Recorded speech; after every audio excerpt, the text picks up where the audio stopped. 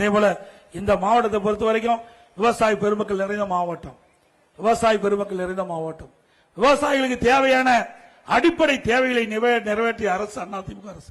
ஒரே 5 ஆண்டில் 2 முறை விவசாயிகள் தொடக்க வேளாண் கூட்டுறவு கடன் சங்கத்தில் வாங்கிய பயிர்க்கடன் தள்ளுபடி செய்யப்பட்டது.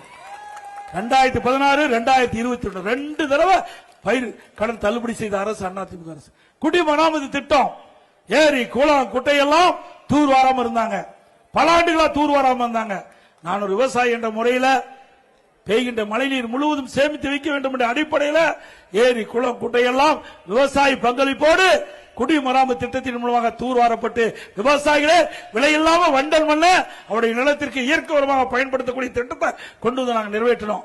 திமுக ஆட்சியில் வந்து நிறுத்தப்பட்டு விட்டது. மீண்டும் அண்ணா திமுக ஆட்சி வந்து குடிமராமத்து திட்டம் நடைமுறைப்படுத்தப்படும். இந்த திட்டத்தினால ஏரி ஆழமாகுது, பெய்கின்ற மழைநீர் முழுவதும் சேமித்து வைக்கப்படும்.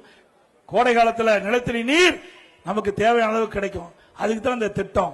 அதே போல தாமிரபரணி ஆற்றிலே தடுப்பணை கட்டுவதற்காக பல திட்டம் போட்டோம், அதையும் கைவிட்டுட்டாங்க. அதிமுக ஆட்சி பிறகு தாமிரபரணி ஆற்றிலே உபரி நீர் வெளியேறுகின்ற பொழுது ஆங்காங்கே தடுப்பணை கட்டி நீரை தேக்கி நிலத்தடி நீரை உயர்த்தி விவசாயிக்கு தேவை நீரை கொடுப்போம். அதே போல மும்முனை மின்சாரம் அதிமுக ஆட்சியில விவசாயிகளுக்கு எப்பொழுது பம்பு செட்டை வேண்டாம் இயக்கலாம். மும்முனை மின்சாரம் 24 மணி நேரம் கொடுத்தோம். இப்ப திமுக ஆட்சியில ஷிப்ட் முறையில் கொடுத்துட்டு இருக்காங்க. மீண்டும் அதிமுக ஆட்சிக்கு வந்தா விவசாயம் செழிக்க மும்முனை மின்சாரம் 24 மணி நேரம் விவசாயிகளுக்கு வழங்கப்படும்.